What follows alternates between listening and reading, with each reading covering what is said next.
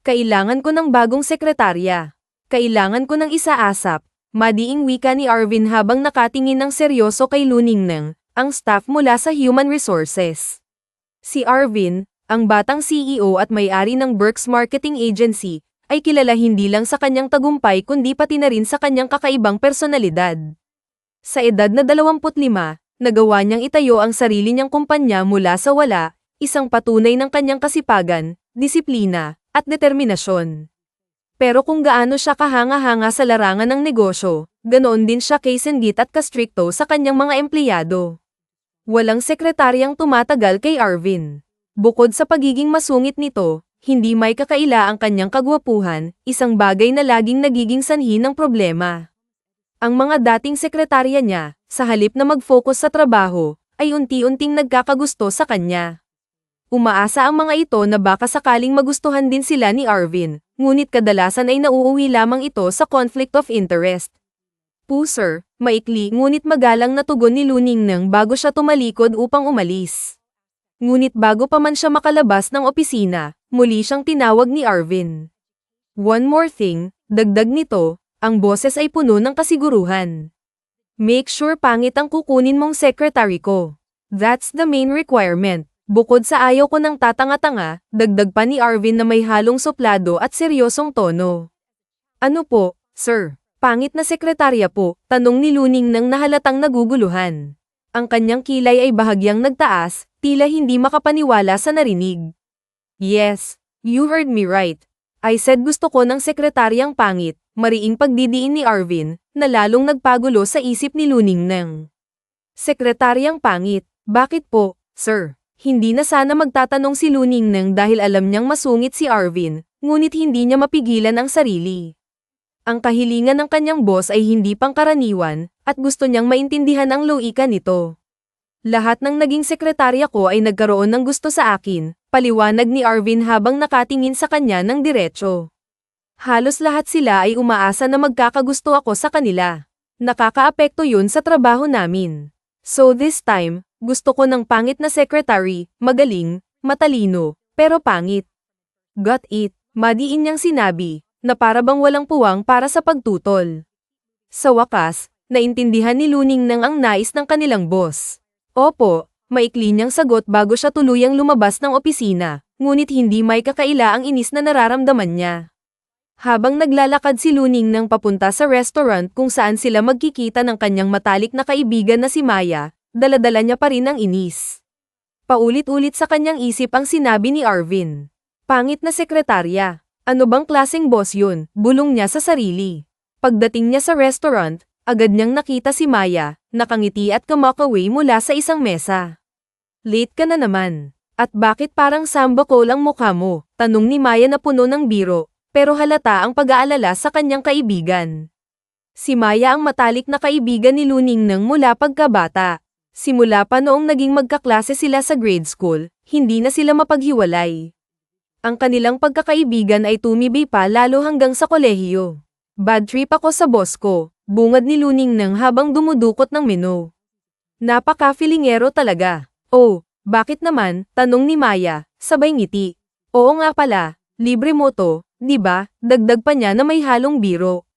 Libre ko na naman. Ang kapal ng mukha mong mag-aya ng coffee date. Tapos ako na naman ang magbabayad, inis na sagot ni Luningnang, pero alam niyang hindi ito seryoso. Alam niyang hindi magtatampo si Maya dahil sanay na silang magbiruan ng ganito. O naman, wala pa nga akong trabaho, di ba? Kaya ikaw muna ang sagot dito. Pangako ko sa'yo, kapag may trabaho na ako, kahit araw-araw pa kitang ilibre, okay lang, biro ni Maya, sabay ngiti na parang batang namumulit. Dapat lang no, sagot ni Luningnang na may halong tawa. So, ano na ang meron sa boss mo?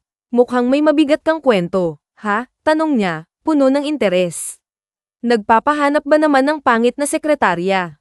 Pangit talaga, inis na sagot ni Luningnang, sabay irap. Bakit daw? Tanong ni Maya, sabay lagay ng siko sa mesa, tila nag-aabang ng juicy na detalye.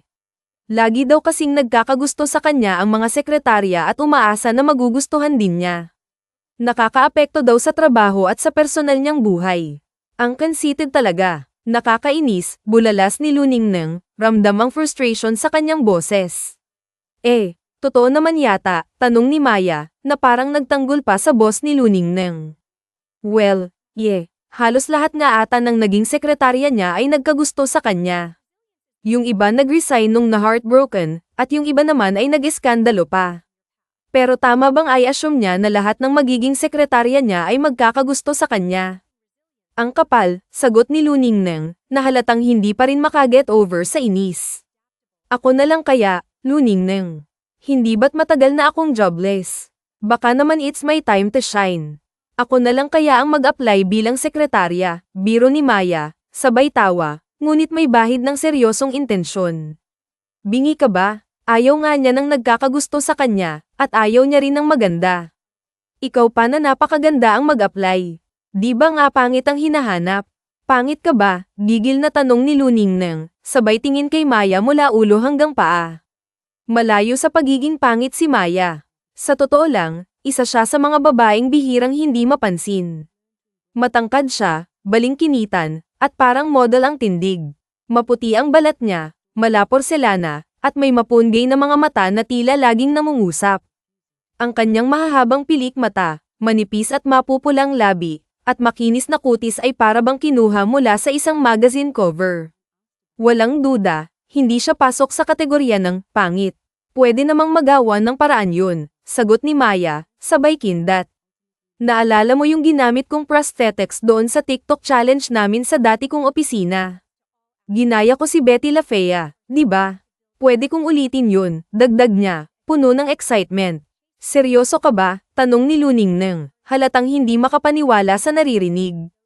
Friend, malapit nang mailit ang lupa namin sa probinsya. May sakit din ang lolo ko. Wala silang ibang aasahan kundi ako. Ilang buwan na akong walang trabaho. Baka nga pati sa dorm ay mapalayas ako kung hindi pa ako magkakatrabaho. Tulungan mo na ako, please naman, pakiusap ni Maya, halos maluha-luhan na habang hinahawakan ang kamay ng kaibigan. Si Maya ay solong anak. Maagang namatay ang kanyang ama, kaya't ang kanyang ina at lolo lamang ang nagtaguyod sa kanya. Ang kanilang maliit na lupain sa probinsya ang pangunahing pinagkukunan nila ng kabuhayan. Ngunit dahil sa pagkakasakit ng kanyang ina, napilitan silang isanla ang lupa. Sa simula, nababayaran pa nila ito, ngunit nang manghina ang kanyang lolo, kinailangan niyang lumuwas ng Maynila para maghanap ng trabaho.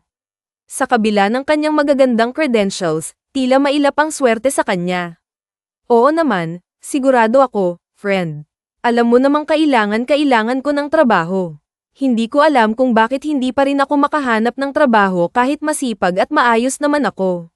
Sige na, please, tulungan mo na ako. Muling nagmamakaawa si Maya, halos yumuko na sa harap ni Luningneng. Nako, ewan ko sa'yo, sagot ni Luningneng, tila nagdadalawang isip pa rin. Ngunit nang makita niya ang seryosong ekspresyon ni Maya, napabuntong hininga siya. Fine, pero kapag nabuko ka, labas na ako dyan, ha? Mahal ko ang trabaho ko, at ayokong madamay. Isipin mo na lang paano ang pamilya ko kung mawawalan ako ng trabaho dahil sa'yo, paliwanag ni Luningneng. Oo, pangako, walang magiging problema, sagot ni Maya, itinaas pa ang kanang kamay na parang nanunumpa. Aasikasuhin ko na lahat ng papeles, ha? Pumunta ka sa opisina namin sa Monday. Siguraduhin mong hindi ka maganda, ha? Natatawang sabi ni Luningneng. Tuwang-tuwa si Maya nang sa wakas ay pumayag na si Luningneng. Tumayo siya at niyakap ang kaibigan. Maraming salamat, Luningneng, sabi niya, puno ng pasasalamat. Sa Lunes ng umaga, maagang gumising si Maya. Pinaghandaan niya ang kanyang pagpapangit. Nagsuot siya ng makalumang damit, pinusod ang kanyang mahabang buhok, nagsuot ng malaking salamin, at ginamit ang kanyang prosthetics para palaperin ang kanyang ilong. Nilagyan niya ng eyeliner ang ilalim ng kanyang mga mata upang magmukhang haggard, at nagdrawing pa siya ng malaking nunal sa ilalim ng kanyang ilong. Pagdating niya sa opisina, sinalubong siya ng isang matandang staff. Ako si Marites. Ikaw ba ang bagong sekretarya ni Sir Arvin? Tanong nito. Ako nga po, Maya po ang pangalan ko. It's nice to meet you po, sagot ni Maya, magalang na nakangiti. Matapos ang maikling orientation, pumasok na si Maya sa opisina ni Arvin. Good morning po, sir, Bati niya habang inilalapag ang coffee latte at dyaryo sa mesa nito. Tiningnan siya ni Arvin mula ulo hanggang paa. And who are you? Tanong nito, walang emosyon. Ako po si Maya, ang bago niyong sekretarya, sagot ni Maya, pilit na pinapakalma ang kaba. Sinulyapan siya ni Arvin at muling bumalik sa trabaho. Alam ni Maya na masungit ang kanyang boss, kaya't nagdesisyon siyang umiwas sa anumang gulo. Ngunit sa kabila ng kanyang disguise, hindi niya maiwasang kabahan, lalo na't alam niyang hindi magtatagal ay baka mabuking siya. Magaling si Maya sa admin tasks, hindi lang magaling, kundi masipag at detalyado pa. Lahat ng pinapagawa ni Arvin ay nagagawa niya ng maayos, kung hindi man perpekto. Sa totoo lang, isa siya sa pinakamabusisi at pinakamasipag na naging sekretarya ni Arvin. Ngunit kahit ganoon, hindi pa rin siya nakaligtas sa pagiging masungit ng kanyang boss. Madalas siyang sigawan, alipustain, at pagbuntunan ng galit nito. Sa kabila ng lahat, tinitiis ito ni Maya dahil sa matinding pangangailangan niya sa trabaho at pera. Para sa kanya, ang bawat araw sa opisina ay tila isang laban na kailangang lampasan. I need that report right now, sigaw ni Arvin, puno ng galit. Naiintindihan ko naman na mahirap ang report na yun at mapapalampas ko kung hindi mo kayang gawin. Pero sana man lang nagsabi ka para ako na ang gumawa.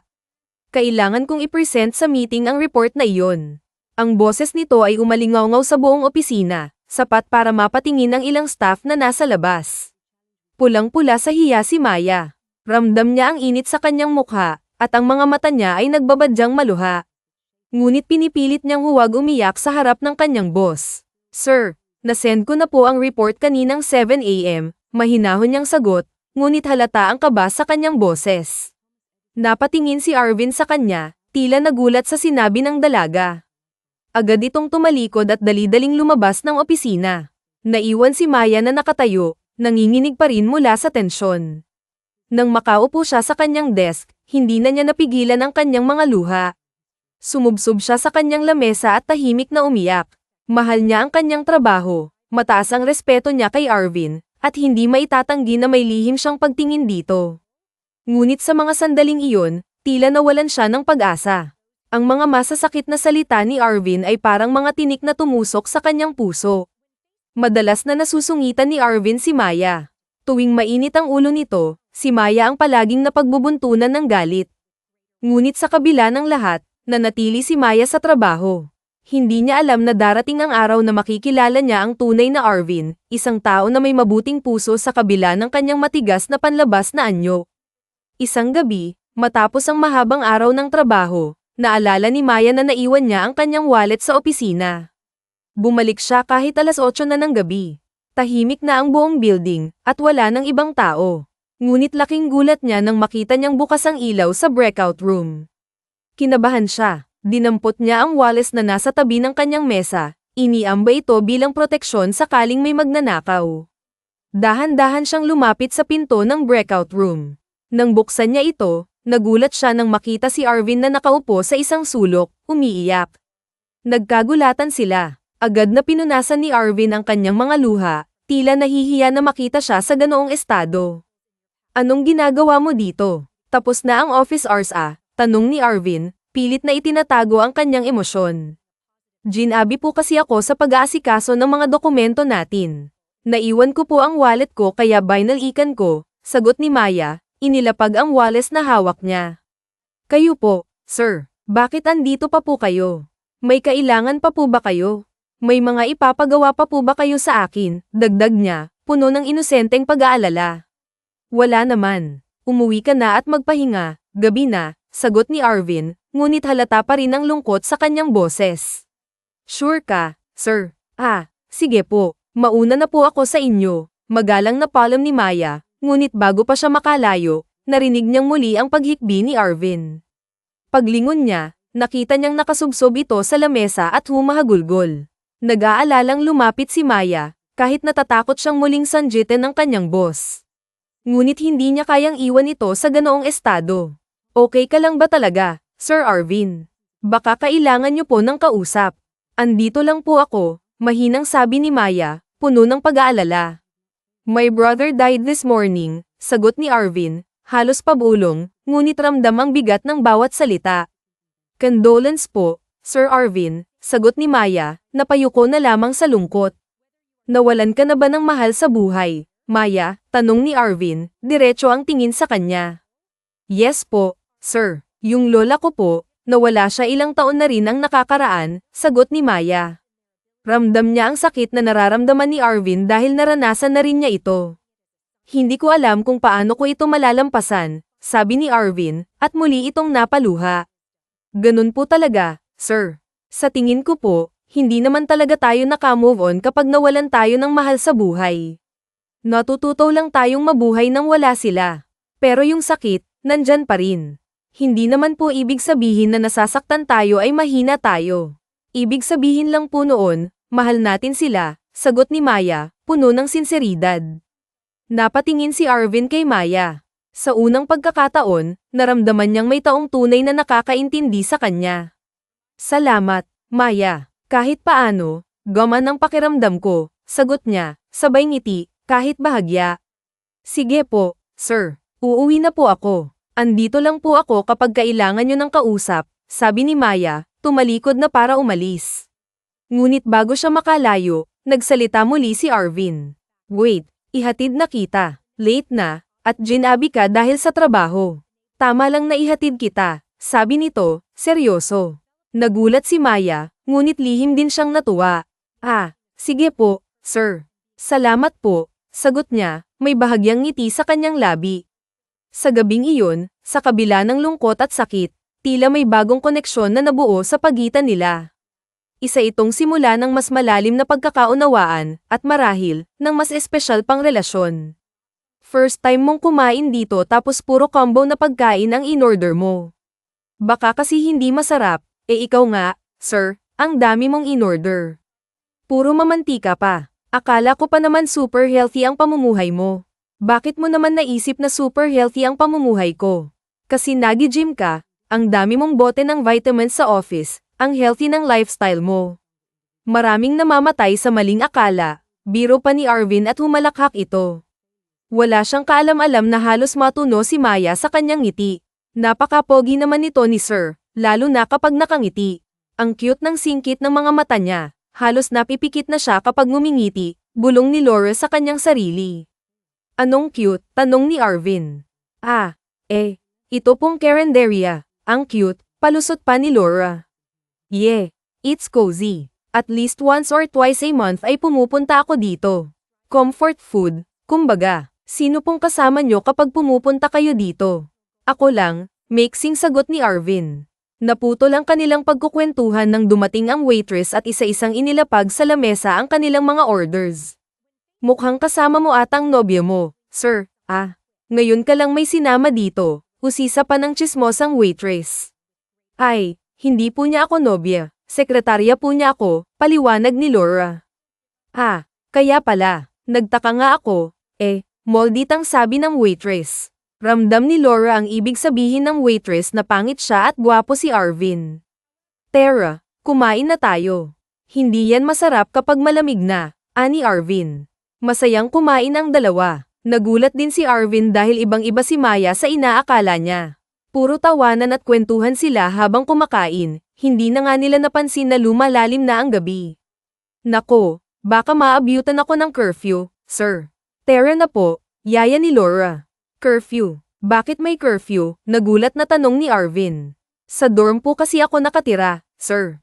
May mga ganyang rules talaga sa dorm.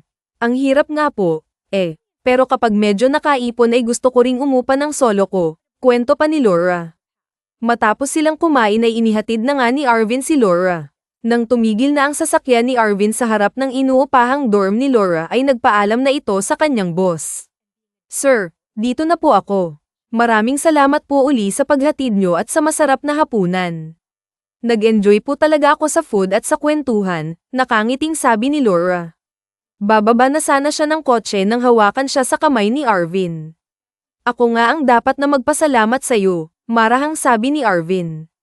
Bakit po, sir? Ikaw na nga ang naghatid sa akin tapos nilibre mo pa nga ako ng masarap na hapunan, tanong ni Laura. Sobrang down ko kanina dahil sa pagkamatay ng aking kapatid. Salamat sa mga sinabi mo, kahit paano ay gaman ang pakiramdam ko. Hindi mo alam gaano mo ako natulungan, emosyonal na sabi ni Arvin. Wala yun, sir. Sino pa bang magtutulungan kung hindi tayo rin ng mga nawalan na ng mahal sa buhay, dagdag pa ni Laura. By the way, I will be on leave. Pupunta ako sa Japan para sa funeral ng aking kapatid. 3 o 4 na araw din siguro akong mawawala. Nais ko sanang mag-leave ka din habang wala ako, casual na sabi ni Arvin. Nako, sir, pwede po bang pumasok na lang ako? Kailangan ko po talaga yung sweldo. Hindi niyo po na itatanong, ay breadwinner po ako. Nasa probinsya po ang aking nanay at lolo. Medyo matagal din ho kasi ako na bakante sa trabaho kaya't marami-rami akong bayarin na naipon. Blessing ho talaga sa akin ang trabahong ito kaya kita nyo naman at ibinibigay ko ho talaga ang best ko, mahabang paliwanag ni Laura. Bakit naman matagal kang walang trabaho? Naitanong ni Arvin. Hindi ko nga po alam, Nakapagtapos naman ako ng pag-aaral, masipag naman ako at determinado pero medyo inalat po talaga ako, paliwanag ni Laura. Huwag kang mag-alala at paid leave naman yan. Sekretarya kita, anong gagawin mo sa opisina kung wala ang boss mo? Isa pa, tulad ng sabi mo, binibigay mo ang best mo. Nakikita ko naman na masipag ka at maayos kang magtrabaho kaya you deserve paid leave habang wala ako, nakangiting sabi ni Arvin. Talaga po, sir, salamat po. Abot tenga ang ngiti ni Laura. I have an idea. Bakit hindi ka umuwi sa probinsya ninyo habang nakalive ka para makasama mo rin ang iyong pamilya? Suhestyon ni Arvin.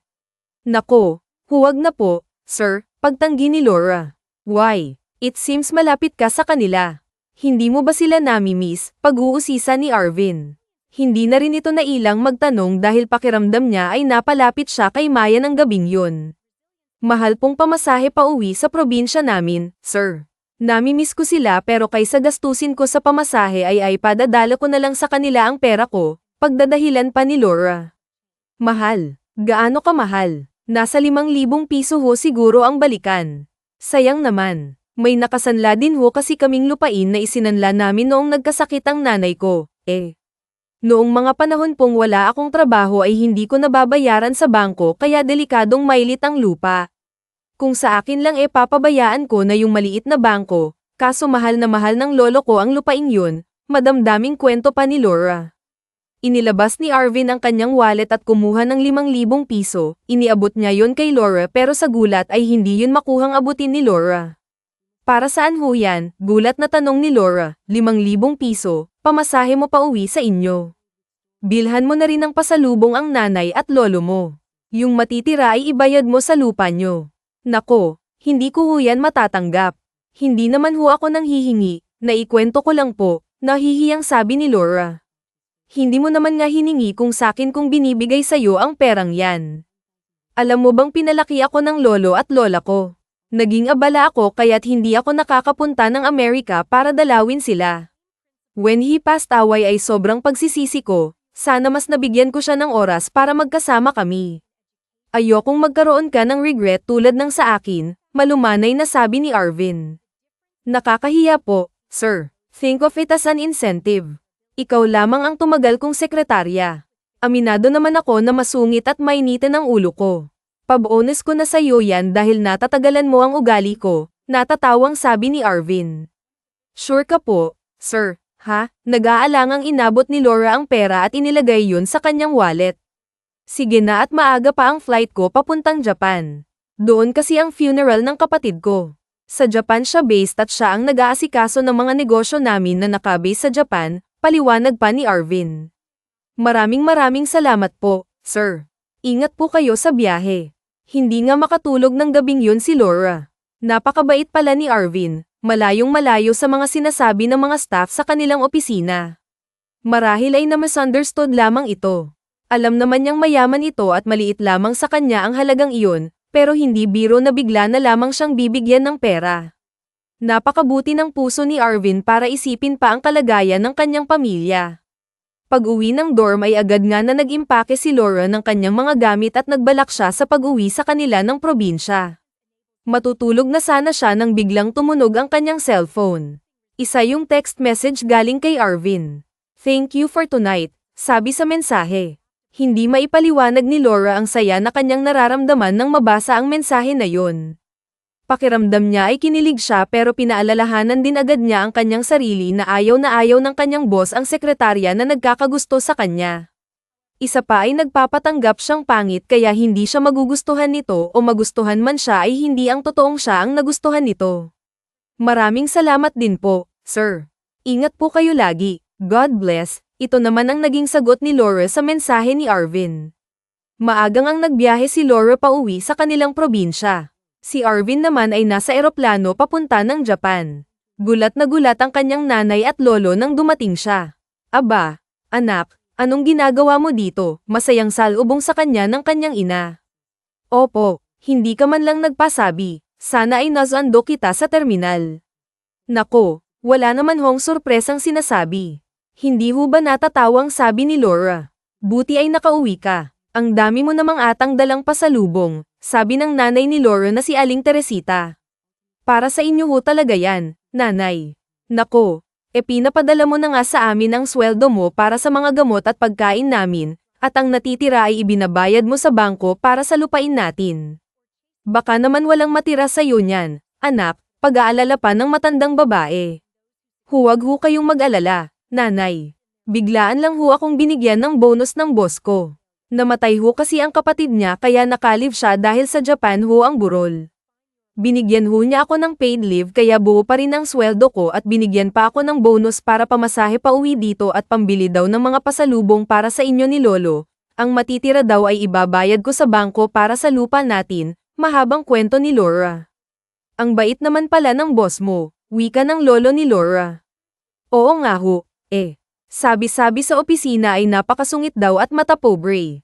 Sa tingin ko ay hindi lang talaga nila nakikilala ng maayos ang boss namin. Mabait naman siya. Alam ko na dalhan mo ng mga prutas na ano natin ang boss mo pag uwi mo. Suhestyon ng lolo ni Laura. Sige ho, lolo. Naging masaya ang 3 araw na bakasyon ni Laura. Malungkot nga lang nang kailangan na niyang umuwi sa Maynila. Sa isang banda ay hindi naman niya maipaliwanag kung bakit tila excited siyang pumasok sa opisina at makita si Arvin. Laura, ilusyon mo lang yun. Huwag mong haluan ng mali siya ang pagiging mabait niya. Focus lang sa career, paalala ni Laura sa kanyang sarili. Nang bumalik na nga sa opisina si Laura ay nagulat siya sa kaguluhan sa front desk nila. Ang mga staff ay nagkakagulo sa 5 malalaking paper bags. Ang bawat isang paper bag ay puno ng mga pasalubong galing sa Japan. Oh, anong meron dito? Tanong ni Laura sa kanyang mga kasamahan. Bumalik na si Boss Arvin, ang daming pasalubong para daw ito sa lahat. Ang daming tsokolate, bags, t-shirts at kung ano-ano pa, bida ni Luningneng. Ah, talaga? Gulat na tanong ni Laura. Oo nga, alam mo. Madalas naman siyang mag-travel pero sa tinagal-tagal ko dito ay kahit minsan hindi man niya nagbigay ng pasalubong. Ngayon lang at ang dami pa. Kumuha na kayo ng mga gusto nyo at baka hindi na maulit pang muli, biro pa ng isang senior staff. Oo nga, ngayon ko lang din niya nakita ng ngumiti at namigay ng pasalubong to think na nagluluksa siya sa pagkawala ng kanyang mahal na kapatid. Ano kayang nangyari dyan? Kwento ng isa pang staff. Baka naman in love. Hindi ba't ganun yun? Bumabait ang mga tao kapag in love, biro naman ng isa pang lalaking staff. Ngumiti lamang si Laura at dumiretso na siya sa kanyang lamesa. Nagulat siya nang makita ang isang malaking paper bag sa kanyang upuan. Hala, ano ito? Tanong ni Maya sa kanyang sarili. Binuksan niya ang paper bag nang nakaupo na siya. Nakita niyang mga tsokolate at iba't ibang gamit galing Japan ang nasa loob ng paper bag. Lihim namang kinilig si Laura at pinigilan niyang mapangiti dahil baka may makakita sa kanya. Maya-maya pa ay nagring ang kanyang intercom, si Arvin ito. Andyan ka na pala, kunin mo yung mga papeles at kailangan mo na itong tapusin today, wika nito. Kabado namang pumunta si Maya sa opisina ni Arvin. Pagpasok niya ay naramdaman niyang hindi lamang siya ang naiilang maging si Arvin ay tila naiilang sa kanya.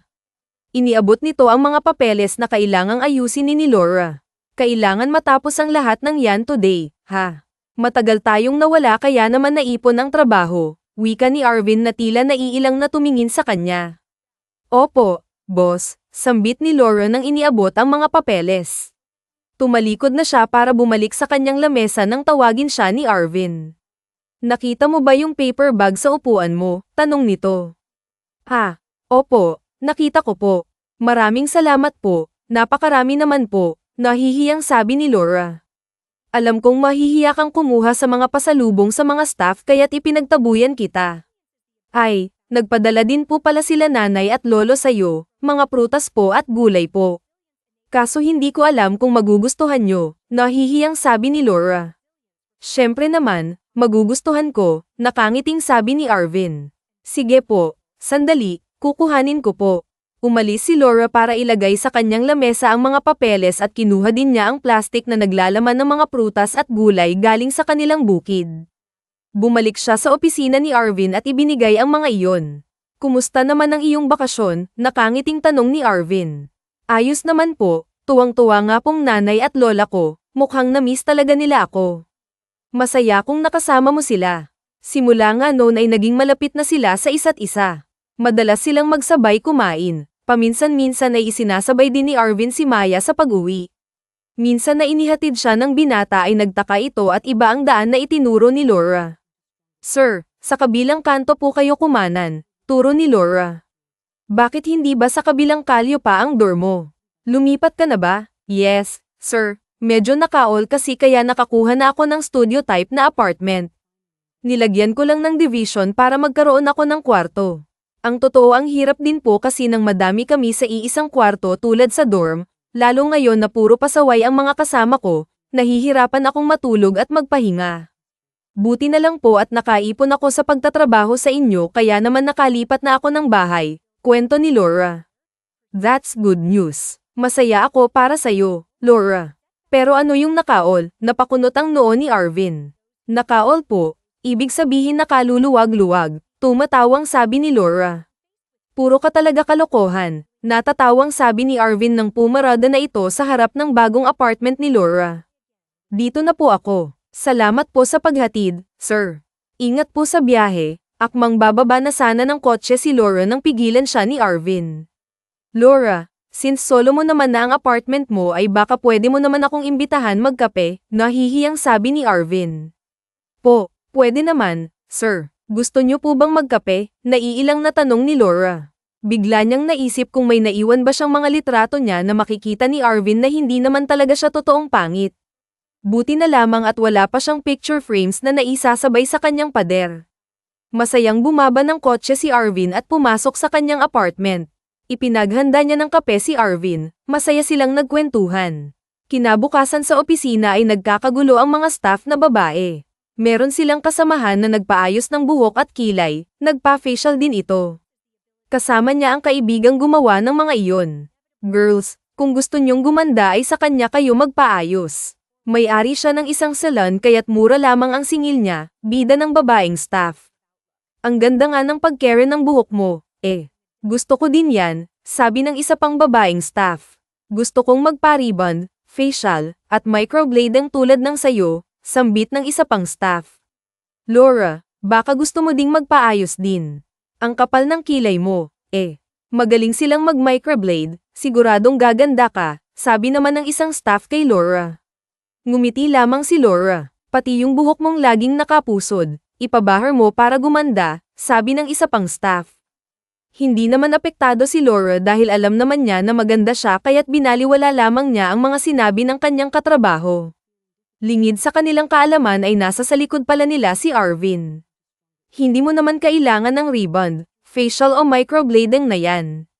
You're beautiful, nakangiting sabi ni Arvin na mula sa hiya si Maya pero halos sisabog ang puso niya sa tuwa. Natahimik naman ang mga staff, nagulat sila sa sinabi nito. Nang makapasok naman ng kanyang opisina si Arvin ay sinimulan nang ang asarin ng mga katrabaho niya si Laura. Oy, beautiful ka daw. Haba ng hair mo natatapakan ko na, biro ng staff. Oo nga abot hanggang dito sa lamesa kong haba ng hair, natatapakan ko na nga, biro pa ng isa. Pero teka, seryoso na ha. Sa tingin ko ay may gusto sa'yo si Boss Laura, seryosong sabi ng matandang staff. Grabe naman ho kayo, mabait lang talaga siya sa akin, pagtanggi pa ni Laura pero sa totoo lang ay nararamdaman na rin niyang may gusto ito sa kanya. Ngayon lang yan bumait ng ganyan, Nadamay pa nga kaming lahat, bumait din siya sa aming lahat. Palagay ko ay dahil sa'yo nagsimula lang naman yan nung dumating ka, sabi pa ng isa. Tumigil na nga kayo magtrabaho na kayo at baka bumalik pa yan si Sir sa pagiging masungit, sabi naman ni Laura sa kanyang mga katrabaho. Hindi nga nagtagal ay nagtapat na ng tunay niyang nararamdaman si Arvin. Nang minsang inihatid ni Arvin si Laura ay nagkape sila sa kusina. Laura, may gusto sana akong sasabihin sa'yo. Ano po yun, sir? Tanong ni Laura. Gusto ko lang sana magpaalam sa'yo kung maaari kitang ligawan, kabadong sabi ni Arvin. Ano po, sir? Gulat na tanong ni Laura. Laura, alam mo, ngayon ko lang naramdaman ang ganito, panimulang sabi ni Arvin. Ang alin po, kabadong tanong ni Laura pero parang may ideya na rin naman siya sa sasabihin ng binata. Mahal na kita Laura, ngayon lang ako nakaramdam ng ganito. Masaya ako kapag kasama kita, payapa ang pakiramdam ko kapag kausap kita, hindi ko maipaliwanag kung bakit ganito ang nararamdaman ko accept dahil, natigilan si Arvin. Dahil sa ano, kabadong tanong ni Laura. Dahil mahal kita, pagpapatuloy pa ni Arvin. Bakit ako, gulat na tanong ni Laura. Bakit hindi ikaw? Sagot naman ni Arvin na nakatitig sa mga mata ni Laura. Hindi ko alam kung anong meron sa'yo but guess that's love, ani Arvin. Ha? Anong ibig mong sabihin? Naguguluhan pa rin si Laura. Baka nakakatawa lang talaga ako sir. Alam mo naman yung mga hindi kagandahan dapat maging mabait o nakakatawa kami para makompensate namin yung looks namin. Biro pa ni Laura. Anong hindi kagandahan? You're beautiful inside and out. Napakabuti ng puso mo, maganda ka at maganda ang nasa loob mo. Magkaiba tayo, mayaman ka at mahirap ako, napakagwapo mo at ako naman ay hindi kagandahan, nahihiyang sabi ni Laura. Importante ba kung mayaman ako at mahirap ka? Sa atin pwedeng hindi pero sa mga taong nakapaligid sa atin malamang importante yan, sa mga magulang mo ano na lang ang sasabihain nila. Matatanggap kaya nila ang isang tulad ko na mahirap at pangit hindi ka pangit Lur, giit pa ni Arvin. Para sa'yo hindi pero sa lahat ng tao sa paligid natin oo. Kaninong opinyon ba ang mahalaga para sa'yo, sa akin o sa kanila? Sa'yo. Ayun naman pala, nakangiting sabi ni Arvin. Paano kung maging mag-asawa tayo at maging kamukha kung magiging anak natin maganda ka Laura? Ikaw ang pinakamagandang babae para sa akin. Masyado mo na akong pinapakilig, so papayag kang maging nobyo ako. Walang ligaw-ligaw, ano ako easy to get, halakhak ni Laura. Handa naman akong manligaw at maghintay, nakangiting sabi ni Arvin. Sure ka ha, medyo pakipot ako, tumatawang sabi ni Laura. Nagsimula na ngang manligaw si Arvin kay Laura at dahil nga may pagtingin din si Laura sabi nata ay hindi nagtagal ay naging magnobyo na sila. Hindi na rin nila itinango ang kanilang pag-iibigan, sekretarya naman kasi ni Arvin si Laura at hindi ito makakaapekto sa ibang mga staff dahil mabait naman si Laura sa lahat ay hindi na rin nila ginawa ng issue. Si Laura ang totoo ay naging masaya pa nga sila dahil talaga namang malaki na ang ipinagbago ni Arvin simula nang dumating si Maya at lalo pa nga itong naging mabait nang maging magnobyo sila. Laura was there for Arvin through all his struggles at work and personal life. Si Arvin din naman ay todo suporta kay Laura. Maganda ang kanilang naging samahan, kumukuha sila ng inspirasyon at lakas ng loob mula sa isa't isa. Minsan ay dumalaw ang matapobreng ina ni Arvin sa kanyang opisina. Sino yung babaeng sa labas ng opisina mo ay ho? Nakasimangot na tanong ng matanda. Sekretarya ko ho, mama, naiilang na sabi ni Arvin. Bakit naman napakakapangit ang tinanggap mong sekretarya? Wala ba silang maayos-ayos na itsura? Dagdag pa nito. Magaling na sekretarya ho siya mama, pagtatanggol ni Arvin. I get it pero tingnan mo naman ang itsura. Umiwas na lamang si Arvin sa usapan. Kinabahan siya, hindi gusto ng kanyang mama si Laura bilang kanyang sekretarya. Paano pa kaya kapag nalaman nito na nobya niya ang pangit na babae? Pilit itinago ni Arvin sa kanyang mama na nobya na niya si Laura pero dahil hindi naman nila itinatago ang kanilang relasyon sa opisina ay nakarating pa rin ang totoo sa kanyang mama. Isang araw ay dumating sa opisina si Doña Marita, kinausap nito ang isang staff. Nasaan ang aking anak? Tanong ni Doña Marita. Magandang umaga po Ma'am Marita, wala po si Sir Arvin, lumabas po sila ng kanyang nobya, magla-lunch lang po, alam nyo na po manseri po kasi nila, nakangiting sabi ng staff. Nobya. Wala namang nobyang anak ko, nababahalang sabi ni Doña Marita. Meron ho, baka lang ho hindi pa naibabalita sa inyo dahil lagi silang busy. Yung bagong sekretarya po niya ang naging nobya niya. Naku, napakaganda nga ho ng kanilang love story, nakakakilig at nakakatuwa ho dahil ang laki ho talaga ng pagbabago kay Sir Arvin simula nang naging nobya niya si Lur. Lore, yung pangit na sekretarya niya, hindi ba't yun ang hik host ni babaeng mahirap pa sa daga tapos pangit pa, gigil na sabi ng matanda. Nabigla naman ang staff sa kanyang narinig. Mabait sa kanila si Maya at nasaktan ito na napagsalitaan ng masasakit na pamimintas ang dalaga. Mauna na po ako, ma'am, babalik ho sila after lunch. Pagkasabi noon ay umalis na ang babae, hindi nagpatinag ang matanda, hindi rin ito mapakali kaya't minabuti na nitong maghintay sa loob ng opisina ni Arvin. Matapos kumain nila Maya at Arvin ay bumalik na sila sa kanilang opisina. Pagpasok nila ng opisina ay nagtatawanan pa ang dalawa pero nagulat pa sila nang makita si Doña Marita na nakaupo sa upuan ni Arvin. Mama, anong ginagawa mo dito? Gulat na tanong ni Arvin. Magkahawak kamay pa man din sila ni Laura. Kanina pa ako dito, actually ang sabi sa akin ng staff ay lumabas ka raw para mag-celebrate ng Monsseri kasamang iyong nobya na hindi ko kuman lamang alam na nobya mo na ang pangit at mahirap na babaeng ito. Anong nangyari sa iyo, Iho? Matapobreng sabi ni Doña Marita. Mama please, tinangkang ang awatin ni Arvin ang kanyang mama. Lalabas na lang po ako. Akmang lalabas pa si Laura pero inawat siya ng matanda. Huwag kang lumabas, kailangang marinig mo ang aming pag-uusapan. Pag-awat pa nga ng matanda. Mama, mahal ko po si Laura at hindi ko maintindihan kung anong problema nyo sa aming relasyon, naiinis na sabi ni Arvin. Hindi ako makakapayag na maging nobya mo ang babaeng ito. Paano kung maging asawa mo siya at magkaanak kayo? Gusto mo bang malahiin ng pangit dahil ako ayoko? Galit na sabi ng matanda. That is so rude, mama. Hindi makapaniwala si Arvin sa mga sinabi ng kanyang mama. Tama na Arvin, tama naman ang iyong mama. Mapagkumbabang sabi ni Laura. Isa pa ay napakahirap na babaeng yan. Nagtanong-tanong ako at nalaman ko na mahirap pa sa daga ang babaeng yan. Paano kung ginagamit ka lamang niya dahil sa pera ng ating pamilya? Dirdiretsong sabi ng matanda. Mahal ko ho ang inyong anak at hindi ho ako mukhang pera, lalo na ho na hindi ako magagalit. Umiiyak na sabi ni Laura.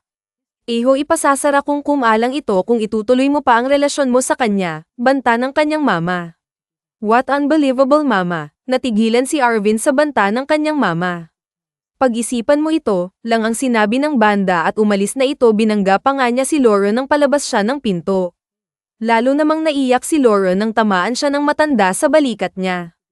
I'm sorry Laura, ako na ang humihingi ng paumanhin para sa aking mama. Mahinang sabi ni Arvin. Hiyang-hiya siya sa inasal ng kanyang ina at kinakabahan din siya na baka biglang makipag-break sa kanya si Laura. Mahal na niya ito at hindi niya alam ang gagawin kapag nawala ang dalaga sa buhay niya.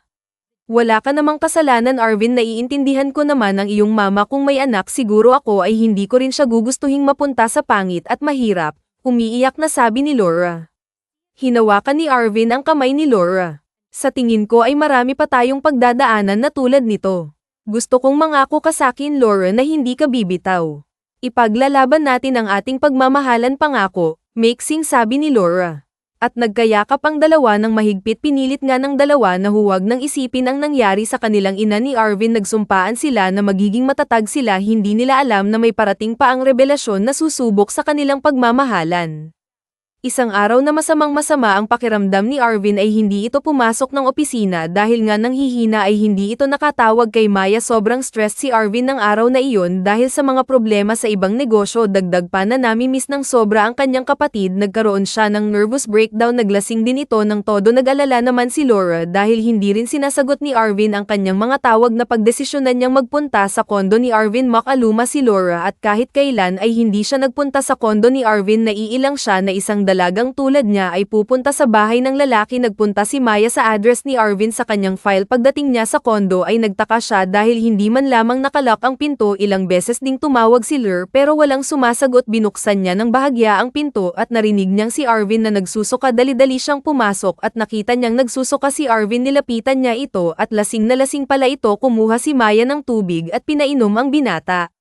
Arvin, uminom ka ng tubig para huwag kang ma-dehydrate. Nag-aalalang sabi ni Lur, pinalitan din ni Lur ang damit ni Arvin, nilinis niya ang suka ng binata, nag-init din siya ng tubig para linisan ang katawan nito, nagluto si Laura ng mainit na sabaw para may makain si Arvin. Pag-icing nito habang iniintay na magising si Arvin ay nakaramdam ng antok si Laura, buti na lamang ay may nakita itong mattress, inilatag niya ito at saka siya nakatulog. Nang magising si Arvin ay nakaramdam siya ng matinding sakit ng ulo mula sa pag-inom ng sobrang alak ng gabing yun, kasi ay naaalala niya ang kanyang kapatid. Nakaramdam siya ng matinding lungkot kaya't uminom ito ng maraming alak na mag-isa. Nagulat si Arvin ang makita na natutulog sa sahig si Laura. Napansin din niya na nilinisan siya ni Laura, pati nga ang mga kalat niya ay nilinisan din ng dalaga. Masaya si Arvin na hindi siya iniwan ng dalaga ng mga panahong mahina siya natutulog pa si Laura. Dahan-daang bumangon si Arvin mula sa kanyang kama. Nang nakalabas na siya ng kwarto ay akmang magluluto na siya, pero nasagi niya ang bag ni Laura na nasa countertop. Nahulog ito sa sahig at dahil bukas ang zipper ay nahulog ang ilang gamit ni Laura. Ililigpit lang sana ni Arvin ang mga gamit, pero nang damputin niya ang government ID ni Laura ay napansin niyang iba ang mukha nito. Napakaganda ng babaeng nasa larawan, pero pangalan ni Laura ang nakalagay doon. Kinabahan na si Arvin at hinalungkat niya ang mga gamit ni Laura. Dito na tumambad sa kanya ang katotohanan. Nakita niya lahat ng ID cards ni Laura, at iba nga ang mukha ng dalaga. Nakita niya ang cellphone ng dalaga, pero naka-face recognition lock ito, kaya dahan-dahan niyang itinapat ang cellphone sa natutulog na dalaga. Alam naman ni Arvin na hindi niya dapat pinapakialaman ang mga gamit ni Laura, pero alam niyang may madidiskubre siya tungkol sa pagkatao nito gamit ang cellphone ng dalaga. Tiningnan din niya ang mga social media accounts nito, pati mga larawan sa cellphone ay kita rin niya. Sino ka ba? Maganda ka ba o pangit? Bulong ni Arvin sa kanyang sarili. Tila umikot ang kanyang paningin. Nakaramdam siya ng masama sa kanyang nadiskubre. Habang tinitingnan niya ang mga litrato ay nagising na pala si Laura. Lumabas ito ng kwarto at nakita niya si Arvin na tinitingnan ang mga litrato. Dali-daling lumapit si Laura kay Arvin at hinablat ang kanyang cellphone at bag. Bakit mo tinitingnan ang mga gamit ko? Galit na tanong ni Laura. Hindi ko sinasadyang tingnan ang mga gamit mo. Nahulog lamang ang mga cards mo at nakita ko ang mga larawan mo. Nagkukunwari ka bang pangit? Ganting tanong ni Arvin. Marahang tumango si Laura at tinanggal nito ang peking ilong at nunal nito. Oh my gosh! Gaano katagal mo na akong niloloko? Halos pasiga na tanong ni Arvin. Hindi kita gustong lokohin, Arvin. Matagal na akong naghahanap ng trabaho. Hindi ba't alam mo naman na nag-struggle ako sa paghahanap ng trabaho? Sakto namang nangangailangan ka ng sekretarya. Ang kaso ay pangit daw ang kailangan mo, kaya naisipan kong magpanggap. Hindi ko naman akalaing magugustuhan mo ako at aabot tayo sa ganito. Hindi ko naman kasi alam na mapapamahal ako sa'yo, pagdadahilan pa ni Laura. Bakit hindi mo sinabing totoo? Dapat noong maging magnobyo na tayo, inamin mo na ang totoo, o bago mo ako sinagot ay dapat pinagtapat mo na ang totoo sa akin. Napapaisip tuloy ako, Laura, ano pa bang hindi mo inaamin sa akin? Ano pa bang hindi totoo tungkol sa'yo? Galit na tanong ni Arvin. Natakot ako mangiyak-ngiyak na sabi ni Laura. Natakot ka saan? Natakot akong mawala ka, Arvin, dahil alam kong magagalit ka. Gusto kong sabihin ang totoo pero sa tingin ko'y nagustuhan mo ang pangit na ako. Natakot lang ako na baka umatras ka na sa panliligaw sa akin at napamahal ka na rin sa akin, paliwanag ni Laura. Kahit paano, mali ang ginawa mo, Laura. Naiiling na sabi ni Arvin. Bigyan mo pa ako ng isa pang pagkakataon, Arvin. Pangako, hindi na ako maglilihim sa'yo kahit kailan. Nagmamakaawa na si Laura. Sinira mo ang tiwala ko. I'm sorry, napayuko na lamang si Arvin. Arvin naman, maigsiing sabi ni Arvin habang umiiyak. Arvin, pag-usapan naman natin, pangungulit pa ni Laura. Walang lugar sa kumpanya ko ang isang sinungaling at manloloko. Walang lugar sa buhay ko ang isang sinungaling na tulad mo. Anong ibig mong sabihin, Arvin? Umiiyak na tanong ni Laura. Effective today, you are fired. Hindi lang sa kumpanya kita tinatanggal. Simula ngayon ay ayaw na rin kitang makita, seryosong sabi ni Arvin. Nakaramdam siya ng sobrang galit. Ang pinakaayaw niya sa lahat ay ang mga taong nagsisinungaling at sa pakiramdam nito ay tinraidor siya ni Laura. Ganon na lamang yun, tanong ni Laura na puno ng hinanakit. Ganon na lamang sa tingin mo'y simple lamang ang iyong ginawa, sambat pa ni Arvin. Hindi ko naman alam na magmamahalan tayo eh. Kinailangan ko lang ng trabaho, pagdadahilan pa ni Laura. Exactly my point. It seems like tama si Mama. Handa kang gawin ang lahat para sa pera, galit na dagdag pa ni Arvin. Ganun ba ang tingin mo sa akin? Masamang tao dahil ang gusto ko'y mabuhay ang aking mga mahal sa buhay. Nagipit lang ako pero hindi ako masamang tao. Pagkasabi noon ay kinuha na ni Laura ang kanyang mga gamit at umalis na ito.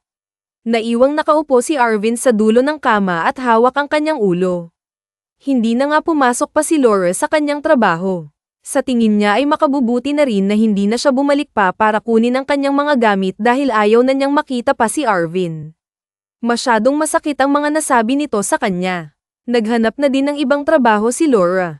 Sa kabutihang palad ay nakakuha si Laura ng trabaho bilang executive assistant sa isang maliit na kumpanya. Nagkita naman si Laura at si Luningneng. Ayaw na ni Laura na bumalik pa sa opisina at pumayag naman si Arvin na si Luningneng na mismo ang makipagkita kay Laura para sa kanyang exit interview at pagpirma ng mga dokumento para sa pagre-resign nito. Hinayaan na lamang ng binata na mag-resign ito kaysa lumabas sa kanyang credentials na na-terminate siya. Okay ka lang ba, friend? Nag-aalalang tanong ni Luningneng kay Laura. Nagkita sila sa paborito nilang coffee shop. Okay naman ako. Sa katunayan ay mas malaki pa nga ngayon ang sweldo ko bilang executive assistant ng boss ko. Hindi ko pa kailangang magpanggap na pangit. Magagamit ko na ang mga damit ko. Makapag-makeup na ako tulad ng dati kong ginagawa. Pilit na ngumingiti si Laura kahit na ang totoo ay nasasaktan pa rin siya sa nangyari sa kanila ni Arvin. Pero paano na ang relasyon niyo ni Sir Arvin? Usisa ni Luningneng. Wala eh. Ganun talaga. Baka hindi talaga kami para sa isa't isa. Masakit para sa akin na ganun pala kasama ang tingin niya sa akin. Luningneng, gets ko naman. Mahirap nga yan pero salamat at tinupad mong usapan natin at hindi ako nadamay sa nangyari. Umorder ka na ng gusto mo, Luningneng. Libre ko. Aba, mukhang mas maganda nga ang sweldo mo sa bago mong work at naghahalakhakan nga ang magkaibigan. Nakalipas ang ilang buwan ay may hindi inaasahang bisita si Laura sa kanyang apartment. Nang makababa siya ng kotse ay may nakita siyang pamilyar na sasakyan sa labas ng kanyang apartment. Bumaba mula sa kotse na yun si Arvin at nilapitan nito ang dalaga. Kumusta ka? Tanong ni Arvin. Pumunta ka ba dito para kamustahin ako? Huwag kang mag-alala at nakakuha naman ako ng trabaho agad. Ayos lang ako. Makakaalis ka na, masungit na sabi ni Laura. Nakatitig lamang si Arvin kay Laura. Bakit ganyan ka makatingin? Nagtataka ang tanong ni Laura nang mapansing titig na titig sa kanya si Arvin. Hindi lang ako sanay na iba ang itsura mo, nahihiyang sabi ni Arvin. Nasagot ko ang tanong mo, Arvin. Nasabi ko na sa'yo na okay ako, so pwede ka na bang umalis? Maari ba kitang makausap sandali? Fine, mixing sabi ni Laura at binuksan niya ang gate at pinapasok sa kanyang apartment si Arvin. Ano bang kailangan mo? Isa pang pagkakataon, Laura. Humihingi ako ng isa pang pagkakataon. Patawarin mo na sana ako at magsimula tayong muli, pagpupumilit pa nga ni Arvin.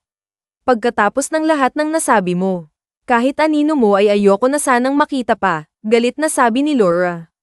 Patawarin mo ako, Laura. Nasaktan lang ako sa nagawa mo. Nagsinungaling ka sa akin eh. Alam ko namang mali ang nagawa ko, pero buong pagkatao ko'y nilate at nilapastangan mo. Lumuhad si Arvin sa harap ni Laura at hinawakan niya ang mga kamay nito. Patawarin mo ako. Sa ilang buwan na hindi tayo nagkita ay sobrang-sobrang paghihirap ng aking kalooban. Kahit ano'y gagawin ko mapatawad mo lang ako, umiiyak na sabi ni Arvin. Eh kung patawarin man kita, paano yan? Hindi ako pangit. Hindi ba't pangit ang gusto mo? Nagpipigil ng tawa si Laura. Nagpunas ng luha ang binata. Mas gusto ko sanang pangit ka. Pero kung maganda ka naman pwede ko din tanggapin, balik na biro ng binata. Tumayo ka na nga dyan, ng Laura. Tumayo nga si Arvin at niyakap ng mahigpit si Laura. Namiss kita sobra. Bakit ang tagal bago mo ako pinuntahan? Ilang buwan pang hinintay mo bago mo ako suyuin, tanong ni Laura. Natatakot ako na baka ipagtabuyan mo lang ako. Oo na nga, pinapatawad na kita Teka, paano yung naghatid sa'yo kanina? Minamanyak mo pa ata yun. Yun, driver ng office namin yun. Libre kasi ang hatid sundo sa bago kong trabaho, paliwanag ni Laura. Nak, Big time ka na talaga. Executive assistant ako. Teka, nagseselos ka ba sa naghatid sa akin? Natatawang tanong ni Laura. Hindi pero baka naman may gusto sa yung bago mong boss ha. 55 years old na lola ang boss ko. Ano ka ba? What a relief. Nagkabalikan na nga ang dalawa at nang nalaman nga ng mama ni Arvin na nagkabalikan sila ay ipinasara niya ang negosyo ni Arvin. Mama, bakit pinal out mo lahat ng investor sa aking negosyo? Galit na tanong ni Arvin sa kanyang mama. Because I can, mixing sagot ng matanda. What? Halos pasiga na tanong ni Arvin. Majority kami ng shares. Please don't tell me na hindi kita binalaan. I hope. Hindi mo ba nabalitaan na hindi totoong pangit si Laura? Nabalitaan ko, kaya nga I hate her more now than ever. Hindi lamang siya mahirap, manloloko pa siya. Hindi yun ganun, Maria. Kinailangan niya ng trabaho at ako naman ay naghahanap ng pangit na sekretarya, yung hindi magkakagusto sa akin at hindi aasa na magkakagusto rin ako sa kanya. Hindi naman namin inaasahang mapapamahal kami sa isa't isa, mahabang paliwanag ni Arvin. Whatever, I hope. Ibabalik ko lamang sa iyo ang iyong kumpanya kung hihiwalayan mo ang hampas lupang babaeng yun. Galit na ang matanda. Hinding-hindi ko siya iiwan, mama, at dali-daling umalis si Arvin. Ipinagtapat naman ni Arvin kay Laura ang nangyari. Oh my gosh, alam ko gaano kaimportante sa iyo ang kumpanyang yun. Alam ko ang malasakit mo sa mga empleyado mo, pero ngayon ay mawawalan silang lahat ng trabaho dahil lang sa akin, nagsimula nang ang umiyak si Laura. Don't worry about it. May ipon naman ako. Magtatayo ako ng bago kong kumpanya. May hihingin sana akong pabor sa iyo nakangising sabi ni Arvin. Naglabas si Arvin ng isang maliit na kahon. Oh my gosh, magpo-propose ka na. Ang bilis naman. Hindi pa ako handa, biglang sabi ni Laura. Darating tayo dyan balang araw. Ay nais kitang pakasalan, pero sa ngayon, ito muna. Binuksan ni Arvin ang kahon at may laman itong bracelet. Bracelet, naguguluhang tanong ni Laura. Will you be my secretary again? Nakangiting tanong ni Arvin. Ha? Anong ibig mong sabihin? Tanong ni Laura. Kaya kung isakripisyo ang kumpanya dahil handa akong ipaglaban ang ating pagmamahalan. Pero ngayong magsisimula ako ng bago kong kumpanya, kakailanganin ko yung tulong at suporta mo. Ikaw ang inspirasyon ko, Laura. Kita naman ang lahat kung paano ko nagbago nung dumating ka sa opisina at sa buhay ko. I need your help, Laura. Mahabang salaysay ni Arvin.